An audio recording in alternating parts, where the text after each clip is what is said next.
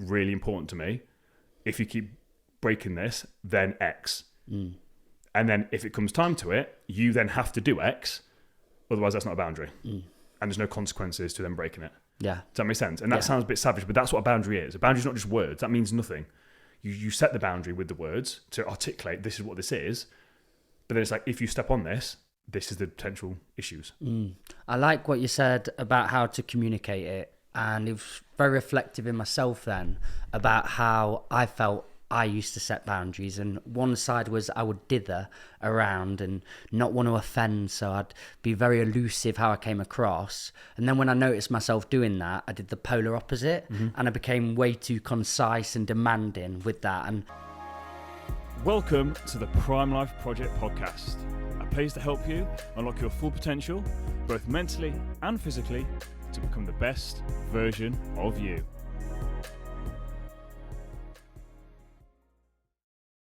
Welcome back to an episode of the Prime Life Project podcast. I'm your host, Daniel James, and I'm joined once again by Mr. Mikey Markham. How are we? Oh, Dan, I'm great. I'm really good today. Yeah? Really good. Yeah, we've had some good news. I've been accepted to be an alternative provision in Derbyshire. And what does that mean? It means all the kids that don't suit mainstream education in our area and county are all going to be coming to the bus. And luckily for us, there's not many in the whole of our area doing it. So, yeah, you'll be coming and teaching. So there's got to be teachers. There's got teachers that are doing stuff there. Like, what is it? Mainly people that we bring along. That like we're going to be the alternate provision provider. So we're entrusted to bring facilitators and artists and different people along to do our curriculum that we're going to be building. Okay, that's cool. So because the schools just these kids that don't fit their system, they have enough of them, and then there's nowhere to send them. So yeah, they're going to be coming to us, and we're building all that up. That's really cool. So is that with the new buildings as well that you got coming? Yeah, the new buildings are on their way. We've just had a load of good news recently, and I feel in a much better trajectory, because I wasn't in a bad trajectory, but do you know when things are a little still, and I like development and movement, and we were probably in that still place for a while, and I didn't know where the next parts of the development was going to be. So, mate, a nice breath of fresh air at the minute. Is that something you have to apply for, or is that something that got given you We've been given it, yeah. It was I did a project a while back called Pupil Voice. I'm working with all different schools in Derbyshire, and I was filming it. But we worked with Derby. Was that the one you told me about, where it was a theatre or something? It was. And they came to the buses as well. And it was somebody really high up in the council came to see the spaces they'll be using. And they're like, wow, this is great. So then we had a SEND school come down, special educational needs. We had a primary school and a secondary school come down. And we're working with them for a few weeks on what they want education to be, giving them a voice instead of us old people telling them what education is. So we worked on that for a while. And then the head of that council, who's got a virtual school, said, I don't know why you guys aren't a alternative provision. So we just left that be. And he's been on his little merry way, having loads of meetings, saying, I've got this hub, I really want to use it.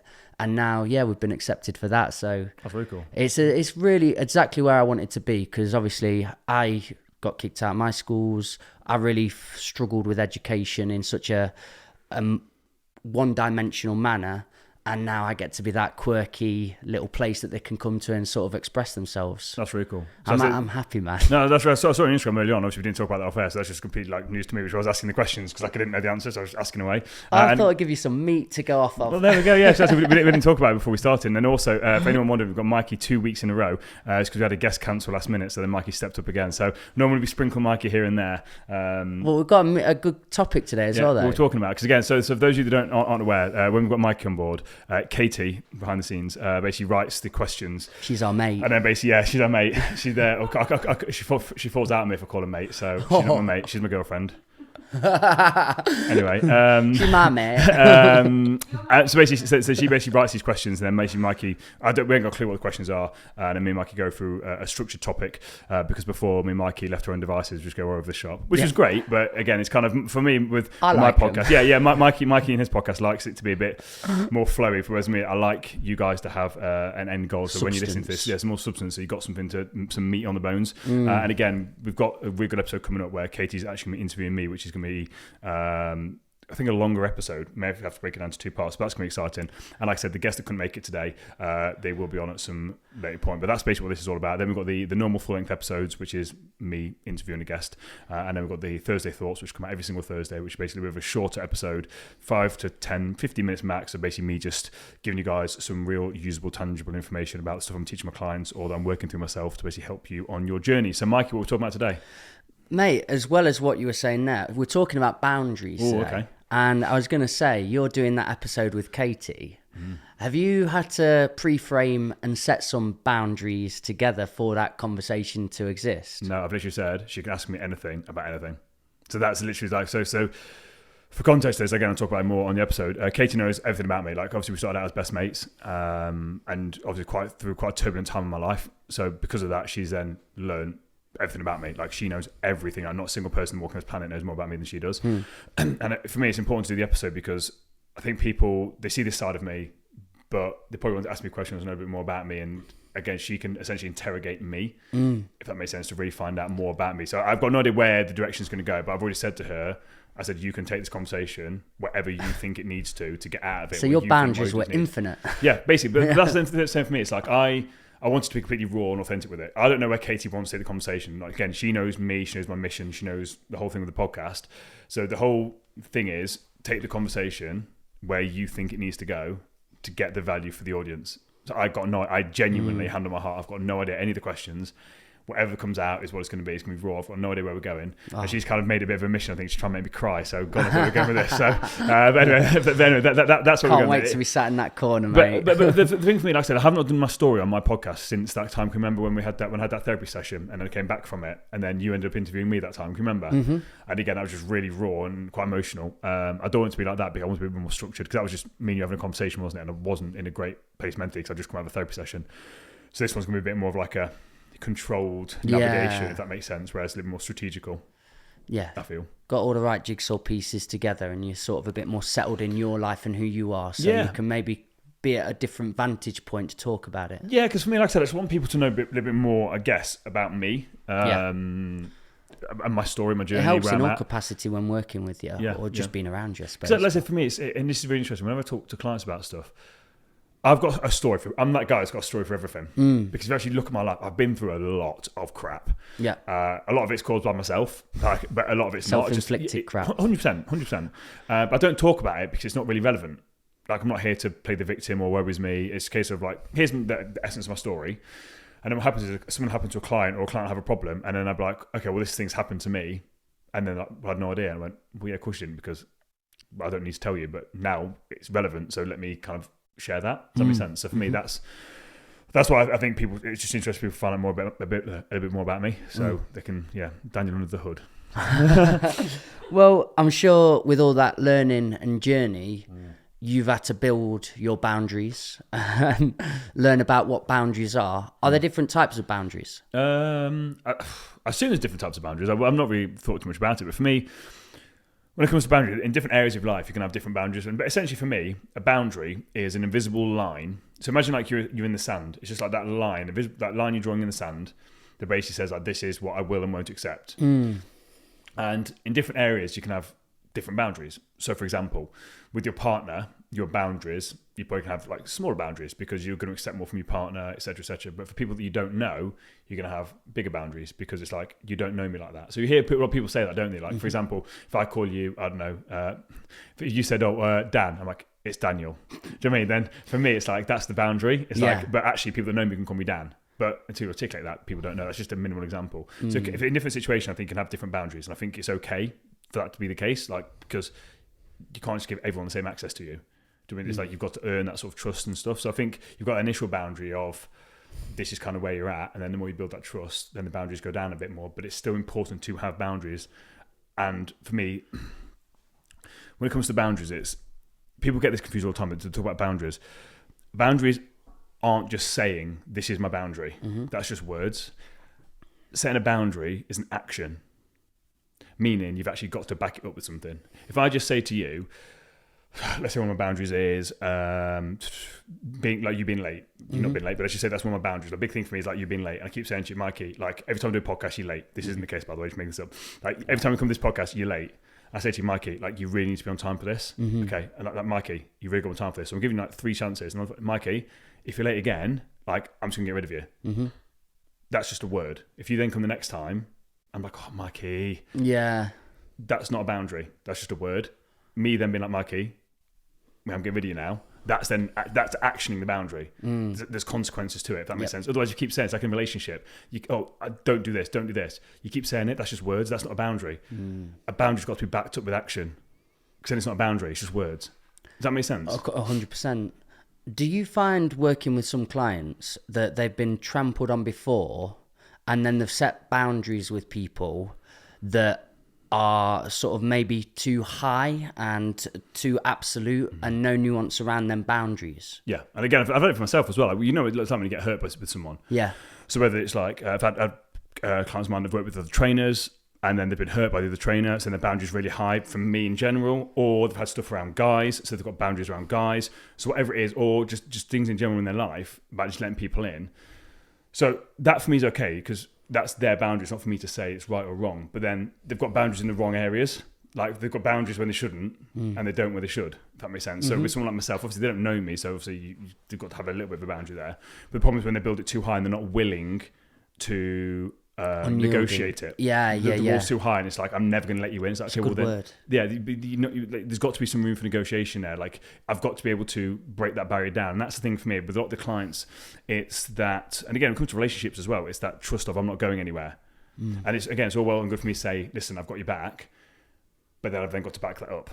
Does that make sense? I'm here for you. I've then got to back that up, because in their mind, they've been let down so many times before. I then can't then let them down. Does that make sense? If I'm saying I'm going to do something, like, if you need me, text me. Yeah. Because I know you've had unhealthy relationships before. So then when going into new revitalizing relationships, have you had unhealthy boundaries that you set in place and had to sort of see that could have put you at a disadvantage by being too strict by them? Yeah, because I've had a lot of issues in the past when it comes to girls, especially where I've just been really open. Yeah. And it's come to bite me in the ass. But again, the relationship I'm in now, it started off as friendship. Yeah. So for me, the boundaries are very different. Whereas if I'd just gone from dating to then going out with someone, I feel like I'd have done it completely differently. Because it's a friendship, my boundaries are very different when it comes to the friendship level, if that makes sense. Yeah. The boundaries probably weren't there as high because they didn't need to be because it was a friendship. But actually, if I'd gone on a date, the boundaries would have been probably slightly higher. Do you know what I mean? If I'm dating someone, I'd learnt my lesson of don't just go in there, because not everyone's ready to hear that you struggle with your mental health. Not everyone's, do you know what I mean? Not people aren't ready to hear some of that stuff. So it's like, okay, cool. I don't have to share everything with everyone, if that makes sense. So you've almost got to, people got to earn the right to know more about you. Does that make sense? So this sort of question, there's 2 parts to it. It's we like the word today, meaty. Yeah. So first of all, if you're sitting down with a friend or a partner or a client or anybody, and you're going to set boundaries, what does that look like? How do you have a conversation around that? And then the person that you may have set boundaries with, and then you go a longer relationship with, or you've spent a bit of time with, and you want to relook at those boundaries and you think, actually, maybe they were too tight here. How do you reset boundaries with people? So the first one was setting one. There's like a sort of, this is not a definitive, like this is how you set boundaries, but for me, the way that I teach my clients is, the first thing is you've got to know what you want, which most people don't. Like, again, a boundary is like what you're willing to accept. So first of all, ask yourself, in this, let's just use a friendship, for example. In a friendship, what are you willing to accept and not accept from a friendship? What are you looking for essentially in a friendship? Now, again, with these things, you don't necessarily have to verbalize them.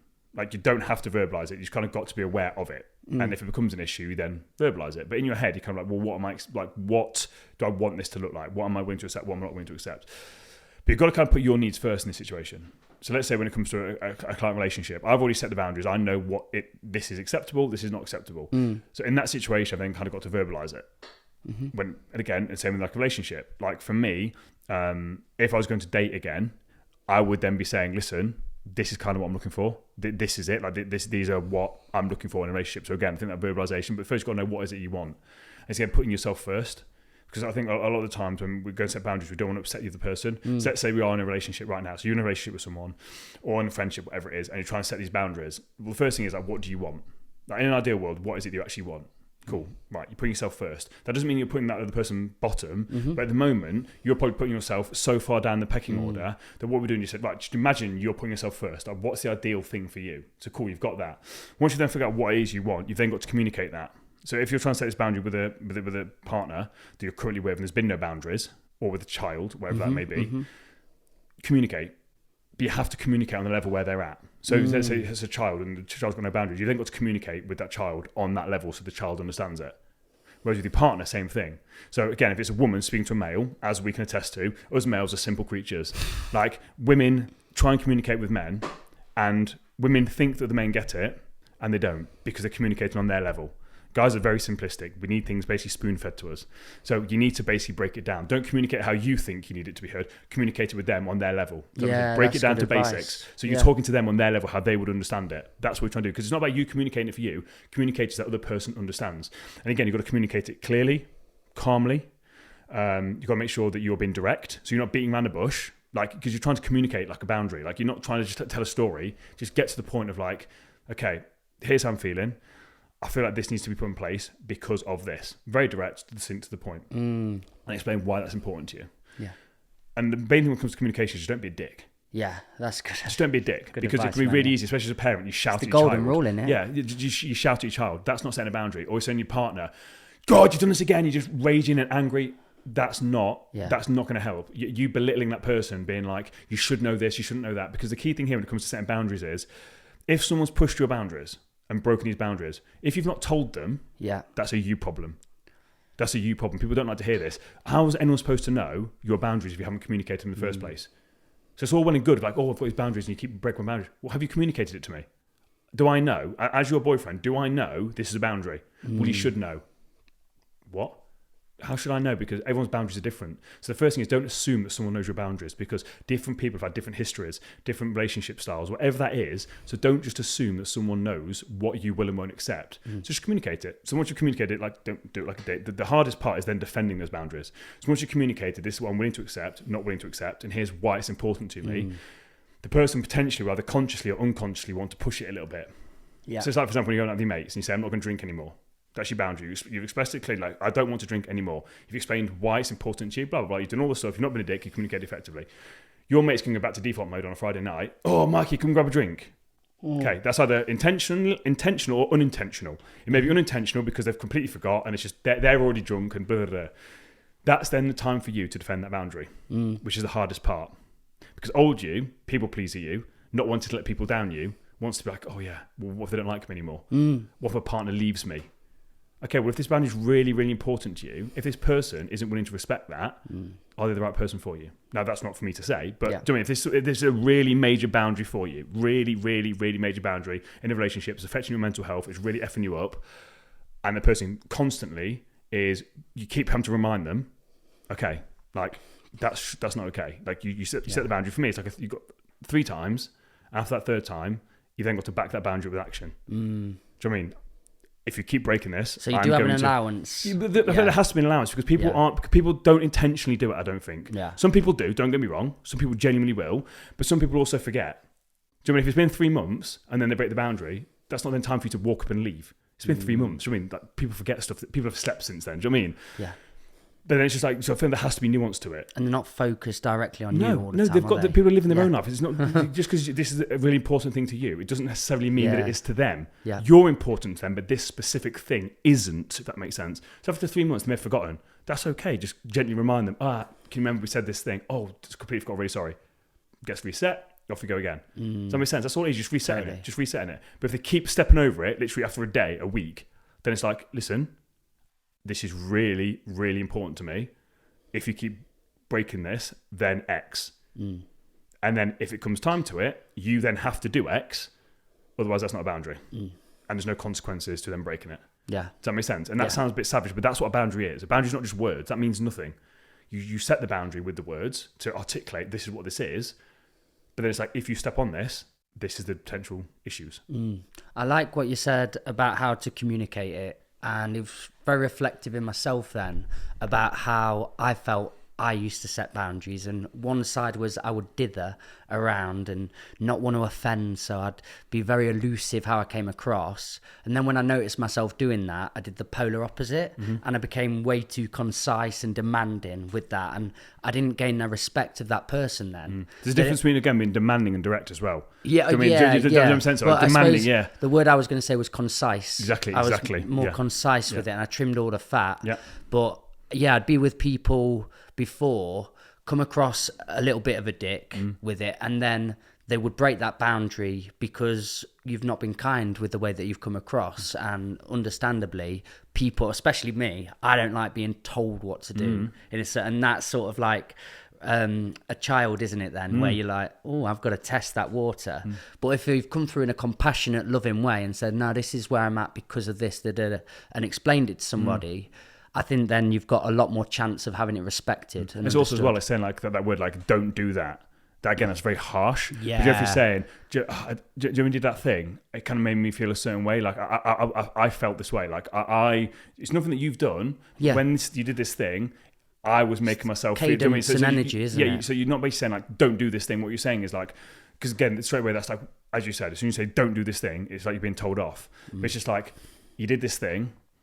I've then felt a certain way because of this thing. Can we maybe do something else instead, or whatever it is, rather than just be like, just don't do that. Because again, that's not helping. That's not helpful. It's like, this thing has led me to feeling this way because of past X, Y, and Z. I'd really appreciate if we could do this instead. So you're not telling that person off being like, just don't do that, because that's not helpful. Don't do that. As you said, what do you mean don't touch that hot stove? You're going to go touch it. So actually, if you can word it in a way that's a bit like, here's why this bothers me, because it reminds me of my my ex, or it reminds me of whatever it is, or or with a child, you're just setting that boundary. Don't do this because of that. Instead, can we? Saying you're providing an alternative. So it's like, if they're trying to get their thing, because again, you don't know, it's so contextual when it comes to boundaries, and there's a whole nuance, as your favorite word, topic. But it's like, if your partner's doing something to get a need met of theirs, and you're saying, no, you can't do that, then it's like, okay, well, then that's going to cause issues there. So it's like, well, can you find, which is again, one of the final points of setting the boundary is, can you then potentially come to a compromise? So not this, that, or if this, whatever it is, I mean, like, if you wanted to do this, can we do that instead? So it's like you come to a compromise with it, because sometimes you have got to compromise boundaries, especially in a relationship. It can't just be all your way, but you're wanting to get out of it what you need to get out of it. And sometimes there's got to be compromise. And I think this also when it comes to boundaries, people set them so rigidly, it just doesn't work. You can't just be like, well, this is my boundary. Dan says I've got to put myself first. Yeah, you do, but the other person has to then do the same. They've got to do the same. They've got the right to do the same thing. And then it's a case of, if you guys are just not compatible, then maybe you're not compatible. That's potentially why you're always arguing all the time. Like for me in a relationship, I can't remember who said it, but saying like arguments in a relationship's healthy. I don't agree. I don't think you should get to that stage. I don't think you should get to the stage where you're arguing and shouting. I don't agree. Like, it didn't happen in my last relationship. It didn't happen. It's not happened with Katie. Like, I've never raised my voice once. Like, it didn't happen in my past relationship. Like, for me, that is not how it should be. Yeah. Like, if you keep banging heads, then potentially you're not compatible. Like, and again, you can argue, oh yeah, but the sex is amazing. Okay, great. But people, listen, I used to use it all the time. Yeah. Sex, I used to justify it to myself. Okay, Make great. Up sex they want. But, but then mentally, what's it doing to your mental health? Yeah. What's it doing to your kids? All that sort of stuff. There's all these things. And I understand people staying together for kids. I understand it. And I understand it's not as black as what I'm saying, what I'm making it out to be. Yeah. But it's understanding, like, just because you're setting a boundary, okay, they've got the right to set their boundary as well. And if it's clashing and neither of you are willing to compromise, that's a red flag. Is that relationship going to work? And even in a friendship, same thing. You've set their boundaries, you've got your boundaries, they've got their boundaries. If you keep banging heads, do you know what I mean? And there's no one's willing to compromise or have a conversation about it, are they the right people to be in your life? The art of conversation in there, isn't it? That's the importance. You've got to try and reframe it the best you can if you want this to work. Do your best within it, but then genuinely, if you've set a boundary that you know is right for you, deep down, authentically, that's where you've just got to start making your mind up. Is your boundary more important? Then, and it's also, you mentioned about communication with it as well. Like how do you start setting it with a partner or something? Some people don't like to have that communication. It's really uncomfortable when you have these awkward conversations with people. So maybe just start it with a text message. And what I mean by that is you pre-frame the conversation in a text message. Yeah. Like, Mikey, next time I speak, can we have a bit of a conversation about X? It's not a big deal, but I'd like to have a conversation with you about it. So straight away, next time we meet, I want to have a conversation about it. And you're not sort of making it elusive of like, when you're in trouble or anything like that. It's just a real like we say, oh, Mikey, do you want to talk about the football next time we come around? Or can we talk about whatever it is? Do you know what I mean? You're making it just real like kind of blasé. But it's like, can we just talk about your timing? Next time we come around, can we just talk about timings of podcasts? So straight away, Dan wants to talk about the timings of the podcast. I've not said it's positive or negative. Yeah. But then straight away, then when it comes in, you will then, you said we want to talk about the times of the podcast. Bam, straight away, I can then broach the subject rather than just being like in person. Mikey, could you just get really nervous and you don't say what you want to say. Good advice, yeah. So I mean, it's just pre-frame it of like, or with your partner. Listen, can we just have a sit down on Saturday and just talk about bump? But you're wording it so it's softly, word it how you want to word it, but that's essentially what you want to do. But you want to kind of do it nice and softly rather than it causing that person to have anxiety around, oh my God, what are they going to say? They're going to break up with me. You don't want to be anything like that. It's just a real, like you would have a conversation with someone. Do you mean like about anything? I heard recently it was like have an iron fist with a velvet glove. Yeah. So like something to pad it, but also know what you want. That's kind of where we're at the minute, isn't it? To give a bit of a concluding away. We're not saying we're finishing the podcast, but you're saying you've got to really know what you want the outcome to be in this to set healthy boundaries. And that when you're having that conversation, then you can always pad the way you're saying things, but you know it's going in the right direction because it's getting to where you need it to be. And a lot of people feel guilty when it comes to setting boundaries. Guilt implies you've done something wrong. Setting a boundary is not doing something wrong, but a lot of people can feel really guilty about setting boundaries. Like guilt implies you've done something wrong. And you setting a healthy boundary for you, putting yourself on that level. You must work with a lot of clients that you've had to really say, you've got to set boundaries here. Is that what they often say is, I feel guilty though? Is that the main... I don't necessarily tell people to... there is a few clients, a few instances where I do say set boundaries, but for most of the time, I don't ever tell people what to do. They, through my teachings and what I say to them, they will come to their own conclusion that they need to set a boundary. It's not my place to say they've got to set a boundary, because who am I to say to them they need to set a boundary?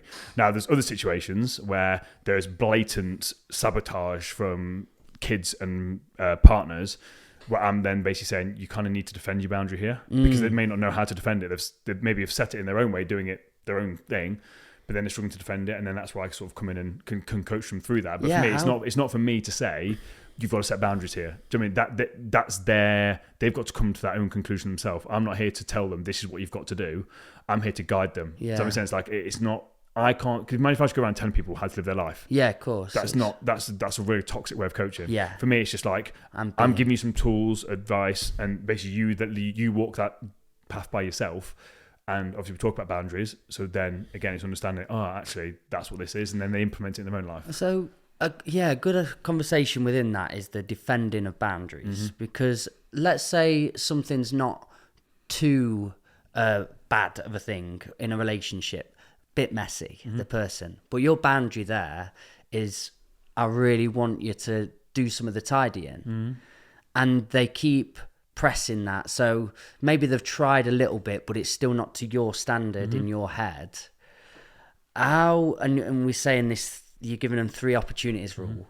We don't need to say be as drastic as, if they're not going to do it, get out the door. But how do you defend it? Do you know what I mean? Yeah. So in that situation, it's then, so let's say cleanliness is a big thing for you. Like it's a massive thing. Because again, let's be completely real here. This obviously works both ways, but most of the time, male standards of cleanliness are never going to be on the level of a woman's cleanliness. Like I've never been in a relationship where my level. To generalize this. Yeah. Like Katie's standard of cleanliness, like she'll come in like the office is a joke. I'm like, it's absolutely spot on. The cleaner literally came yesterday. But do you know what I mean? But so in that situation, that's her. She's got to realise that actually her standards there, I'm never going to reach that. Yeah. But when it comes to, for example, which is something I'm guilty of, when it comes to like not putting stuff in the dishwasher, for example, like if that's a big thing for Katie, because again, she tells me to do it every now and again, and I do remember every now and again, but that's a massive thing for her. Like it's a big thing. Like it's a big, like, can you do it? It's then literally then saying to me, like, having a conversation, like, why do you struggle to do it? And I'm just like, I actually don't know. Do you know what I mean? Yeah, actually, because sometimes we don't know. Like, it's just a default setting of mine. And it might be the case of, I don't know, for example, I don't know when the dishwasher's on and off, for example. That might be, I don't know, so I'm just going to put it on the side. And then Katie can explain to me, well, if you hear any noise, or if there's red light on, then you know that it's on. Yeah. If it's not, then put it... For example, these are little things, because there might be obstacles, boundaries, or it might just be a case of, I don't actually know how to put the plate in the dishwasher. And it's like, well, actually, every time I've done it, you've shouted at me, so I just can't bother to do it, so I'm just leave it on the side. Which is mainly the case. Normally, the reason why I don't do anything like that is because Katie then says, don't quite do it right. Yeah. So I just don't bother. Like, it's easy for me to... Like, Seething over here. No, but it's the truth. Same when it comes to putting washing out. She says to me, can you give me a hand putting the washing out? Yeah. No, because every time I've done it, I've made things worse. So I now do not help doing that. Did I've you done do it. it I can do it by on myself. purpose? So if she's not here, I will do it. I'll actively go out my way and I will hang the washing up. Yeah. I'll hang it out to it. I will actively, proactively, don't need telling, I will do it. However, if she's there, I will not help because I then do it wrong. Yeah. And I'm not prepared to do something twice to meet her standards when it's fine the way I've done it. Does that make sense? Yeah. So she understands that and it's fine. But then it's understanding the initial thing of, like, let's say, go back to dishwasher example. Just communicate. It's really important to me that you put the plates in the dishwasher afterwards, because actually, like, I'm really stressed. I've got all this other stuff to do. It's going to massively help me, like, because if I do this, then I can't do this for you. So if you want this doing, want me to help you with this, whatever that may be, I don't have time to do both.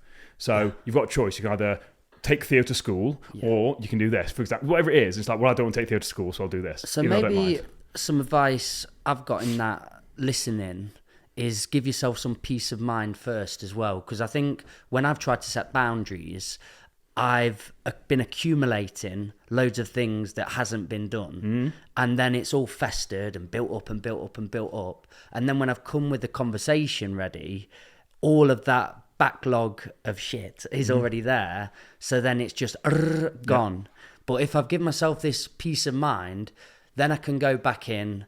They've not been malicious with that or meaning to do that. So then you can have some clearance and then lead with love rather than what would have been just a backlog of rubbish. But then it's also then part of, again, what me and Katie do with this is like, so what we said there's a backlog. Yeah. That's then why arguments happen. Yes. Because the backlog. It's not the thing. There's something so mundane might happen. Yeah. That's then broken about. That's not the issue. It's all the backlog that comes to the forefront. Yeah. Me and Katie basically will have a conversation. Like, if there's something bothering you, like, say it before we go to bed. Yeah. Like, if someone just say it then in the moment, because sometimes she'll do it where she'll wait a couple of days and I'll say, why didn't you tell me this at the time? Like, you've waited 3 days to tell me this. Like, just say it in the moment. Like we've got this understanding. Just say it to me in that moment. Yeah. So again, that's a boundary of mine where I've said, listen, don't wait 3 days because you get yourself into a tizzy and it's something that doesn't need to be a thing. Just tell me when it happens. So same with you there. If you're just compiling stuff, like when that thing happens, either say something in the moment so the person knows. Like a kid. Like if you're telling a kid off for something that happened 2 days ago, the kid can't compute. They can't compute that what you're telling them off for happened 2 days ago. You kind of need to tell them in the moment so they can correlate the two things. Maybe at least be able to be aware enough and conscious enough to have a conversation in your own head and not get to conclusion A so quickly and say, is this them or me? Yeah. And when you've had that conversation, either you can bring it forward and have a conversation, because you might just constantly be having conversations from your first thought. But if you go, oh, this is a me thing, I can work through this without having to nitpick, then maybe, you're not giving them a list of all this stuff. But that then comes down to, rather than boundaries, that's self-awareness. Yes. Just have the self-awareness of, why has this bothered me?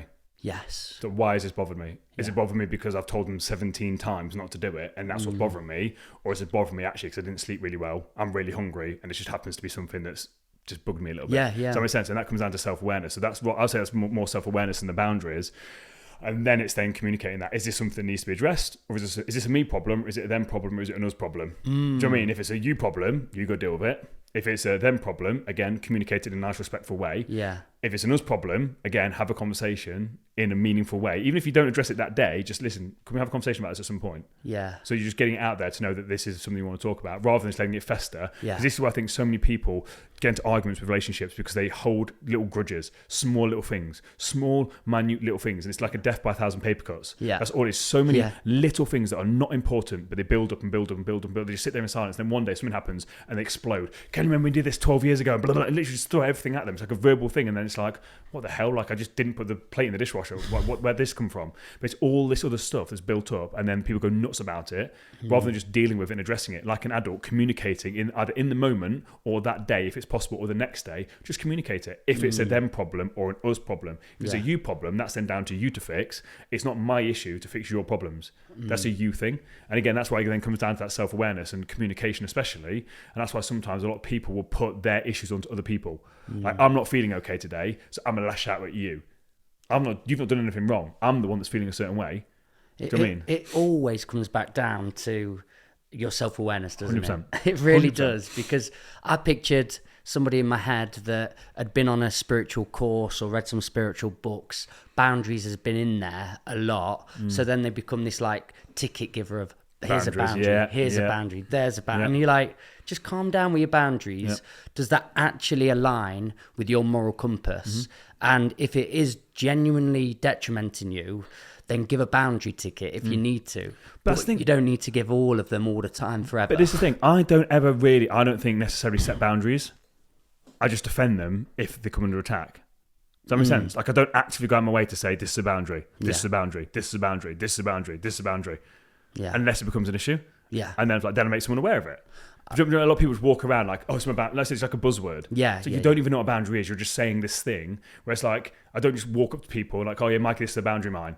So we didn't ask. Yeah, like, I give people opportunity. I just sit there and really know, again, what I'm about, what I'm willing to give. Yeah, what you're willing to accept. So you already know what you're willing to accept. And like I said, you just go around doing your stuff. Yeah. And if someone encroaches on that, that's when you just let them know. You're not being a dick about it. And then maybe the second time it's like, listen, then you go into a bit more detail about it. Yeah. And that's the thing. And that's the thing for me. Like, just when you said that about there, people just walk around setting up boundaries. Like, most people would not know my boundaries. Because they don't need to know. Because most people, I don't align myself with people that step over my boundaries. Yeah. So I'm saying, even like clients, like I say to some clients, like if they step over a boundary of something, like this isn't appropriate. But again, they didn't know that because I'm not just going to go around telling all my clients. By the way, here's all the things. But it's like then there's like a little grey area, especially when I'm really working with them on level. Here's the boundary. Okay, so I didn't know. And you get to weigh it up in your head, don't you? At the time, we've got a good anecdote there. When you said the Daniel thing, no, it's Daniel. We've been in a situation like that, and it was handled what I believe to be really poorly. Agreed. Yeah. This is a different Daniel. Yeah, not me. Yeah. But it was maybe because that person had sort of this is how this situation should be handled at every point. Off air, it could have been handled in a really nice way of, just to let you know, next time could we do this?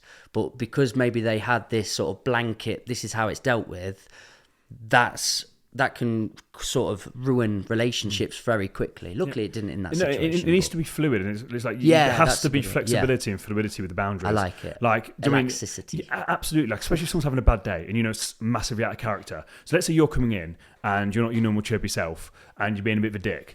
Am I going to be like, Mikey? I wouldn't do that because I can see you're out of character, you're clearly not in a good headspace. Yeah. It's then not about me, be like, Mikey, this is a boundary of mine, blah, blah, blah. It's like, mate, you're right. Yeah. Does it make sense? It's like and this is where sometimes people, again, use your word. Be human. Like, there's got to be nuance with it. Like, just understand, again, if your partner's having a bad day, they're having a really bad day and they leave the plate out of the dishwasher. Yeah. Is you shouting at them and talking about boundaries going to help the situation? No. Probably not. It's going to have the opposite effect. So there has to be a bit of give and take and a bit of just awareness of life and situations. Like, is this person acting really out of character here?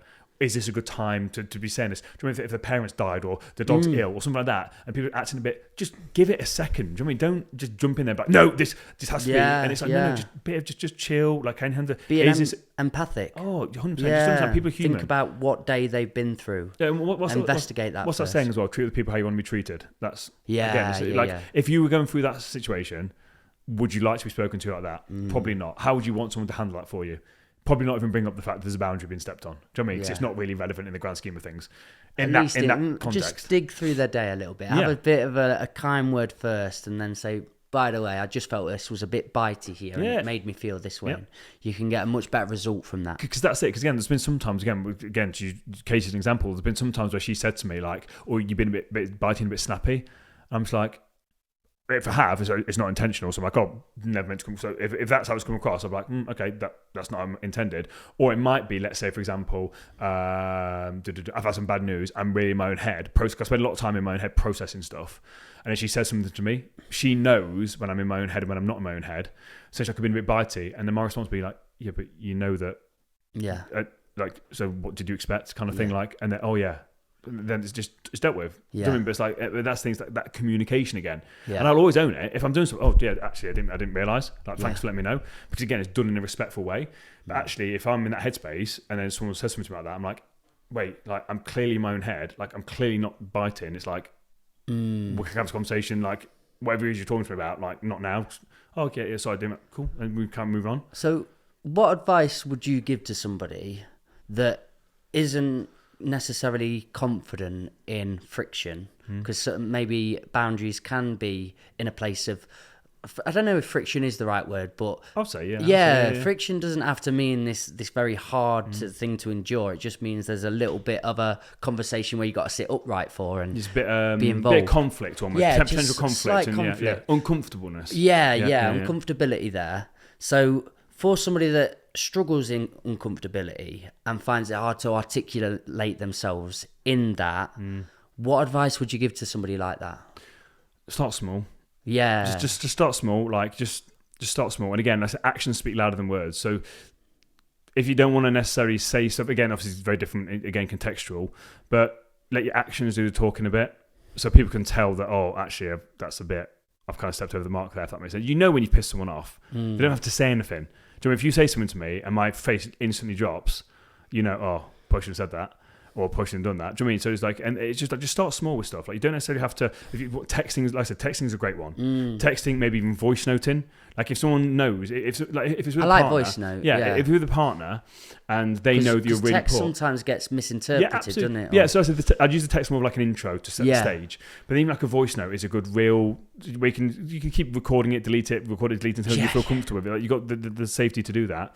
But I think the key thing is the actions, like just actually how you respond to that. Like, are you going to take action? But just start with small little steps. I think that's the biggest thing. Don't try and set these massive, huge boundaries that are going to scare the hell out of you. Just small little things, and just try that communicating. Just sort of broaching it in a sentence. You're not even making a big deal out of the conversation. You're just kind of just broaching it in a sentence. See how it's dealt with. Yeah. And again, when it comes to the whole confidence and the conflict with stuff like that, it's again just asking yourself like why are you feeling a certain way? Because again, this goes back to another topic of like beliefs, self-worth, self-confidence, self-esteem. Like, especially if you're in a quote-unquote loving relationship, you should be able to have a conversation. This is what I never understand really. And again, I say I don't understand. I do understand because I understand where people are at sometimes. If you can't communicate with your partner, have an open, honest conversation. Why are you with them? Like that I don't compute that, because that should be the one person that you can have those conversations with without fear of judgment, without feeling a certain way. And if you have an honest conversation with your partner, puts the fear of God into you, probably tells you that you're not in the right relationship, or even with your friends. If you can't have an open, honest conversation with your friends, they're not your friends. Yeah. They're not your friends. I don't care what anyone said, they're not your friends. Acquaintances. Yeah. Or maybe not even that. Maybe they're users. Maybe they're using you. Whatever it is. Because you should be able to, at any point, be able to have just be able to have a real nice, informal, relaxed conversation. Something with substance. Yeah. But go back to that original thing. Just start small. I think it's a real key thing. Voice noting, if you need to. Like, I don't think there's an issue with that nowadays. Technology. Yeah. Even videoing. Just video the message and say, listen, you know me. Like, you know that I really struggle with this sort of stuff, but this thing happened, and do you mean I feel I've made myself feel a certain way about this, and do you mean next time, do you mean can we have a conversation about this? Whatever it is, like just make it softer. I love that start small advice. I think for me as well, a question to ask yourself: does it need to be set right now? With that text thing, I was doing an email recently, and we'd not been paid for quite a few sessions from one of the councils, and it was really grinding me. And then one day we had this big bill through and another bill, but we're not being paid. It was just sort of getting quite dark. It was just grating at me. So then I built this email where I was demanding my money. Where's my money? And eventually I looked at it and I thought, do I need to set this boundary in this way right now, like this? I'm in a lot of the energy right now. Maybe this is going to actually cause the conflict. This is going to break a little bit this relationship that could work really well. So I slept on it, and just sleeping on it, coming back to the email, changing a few words around, still setting the same boundary and saying, this is unacceptable. You know, we're working for you. This is what we've laid out before, but just in a nicer way. It helped. And rule number one of anything, don't ever do anything in emotions. Yeah. Like, especially in business. Yeah. Like that's something I learned a long time ago. Do not make any business decisions or do anything business related when you're in an emotional state. Yeah. That can also go when it comes to like relationships. It turned out the person was just off with COVID. Yeah. Like, but again, would it be nice for them to communicate? Again, for them to communicate, that's just a nice, courteous thing. I was going over to their house. but the thing for me is, it's like when it comes to that, it's a really good point you made up there. When it comes to boundaries, anything like that, like communication, like don't communicate when you're in a feeling. Yes. Like when you're sat there in your own head, emotions are high, you will never be able to articulate what it is you need to get across. So. Just again, like you said, just take a minute, go sleep on it, whatever it is. I love that. Does it need to be dealt right now? Yeah, does it need to be dealt with right now? Genuinely, how many things have you sort of had served to you and then felt really a heightened state with, gone to bed and then come up with a solution straight away? It's wild. Or take a nap. But it happens a lot. Like what normally happens is if I get some sort of bad news like that or something like that, whatever it is, I basically probably, like Katie can test this point more than me, I'd basically just go nuts about it for 5 minutes and I get over it. Yeah. I just get over it. I literally, because again, I'm feeling a certain way, so I kind of want to honour those feelings. So if I'm pissed off, I'll be pissed off and I'll rant and I'll moan and I'll F and Jeff and whatever. And then, okay, mate, I've just had so many anecdotal moments for me with Final Cut Pro, for example. This is back in the day where I was really learning how to use it. And I'd punch a wall when it broke on me, or so I'd spent 3 hours on something and it didn't work. But what I did end up doing on a lot of projects was when it didn't go to plan, I went and had a nap, and honestly, it reset me. I had this sort of epiphany when I woke up. I was like, oh, I know what to do. It's Control Alt and I go down and fix it straight away. And I'm like, oh, but mate. It's that clarity. So it's very rare that you can solve a problem in the same energy that created the problem. That's a good quote? You're welcome. Love You're that. welcome. Yeah, man. You've got to take yourself out of that energy. Very, very, very rarely can anything be solved in the same energy it was created. You've either got to get yourself above the vibration of it or out of it and lower yourself down, whatever that may be for you. It's good. And that goes for anything. Like anything you're trying to create in life, like where you're at right now isn't going to create the life that you want. You've got to get out of that energy state that you're in and get into a higher state that you're in. That's another whole conversation about energies and vibrations, but yeah. Do you want to conclude the boundaries of some of the best bits that you've heard in this conversation and you've thought about in terms of what we've said? In summary, everything we spoke about is nuanced. To use Mikey's favourite word again, I keep saying that's your favourite word. Self-awareness. Self-awareness is the key when it comes to boundary. Like self-awareness is the key, absolutely, and communication. They're the two biggest things. If you can master self-awareness and communication, forget boundaries, but mastering self-awareness and communication, that will sort your life out in a whole host of ways, and it will especially help your boundaries. The key thing is to communicate what is it you actually want, articulate it properly, how you want it to be, defend them, and then also understand that sometimes you're going to have to compromise. Also use your intelligence and understand that there's a time and a place to defend a boundary, set a boundary. Basically just ask yourself, is this the right time to do it? I think that basically nicely concludes it. But understand that every situation is different. It's all contextual. You've got to find what works for you, and that then comes to self-awareness. So there's no right or wrong way to set a boundary. Yeah. But you've got to be able to defend it. And I've had some, particularly in relationship, but I've had some great conversations where beforehand I thought there was only an A and a B option in this boundary that I wanted to set. But actually what we found out after a really long, arduous but beautiful conversation, there was actually an option C, D, E, F and G that we'd not even thought about. But because we were willing, what do you want out of it? Yeah, so once you know what do you want, we knew where we were going. Exactly. We just didn't know the road had so many other options and paths to it. But you can't get to that if you don't know where you're going. Yeah. If you're saying there's a problem, okay, like we're just going to throw a dart at the board and hope it lands somewhere. It's like, no, this is what I want. Yeah. So you're saying this is what I want, and they're saying this is what I want. Okay, so you think there's only one path, they think there's only one path. Okay, well actually if you have a conversation about it, you can then come to a compromise and realise there's loads of other paths that lead you to the same thing where you're both in a good place. And that's where people miss that. Yeah. They just think there's got to be, no, this is my way, this has got to be it. No, it doesn't have to be that way. Yeah. Open up, don't have such a closed mind. Like you don't know everything. Like everyone thinks, I know nothing.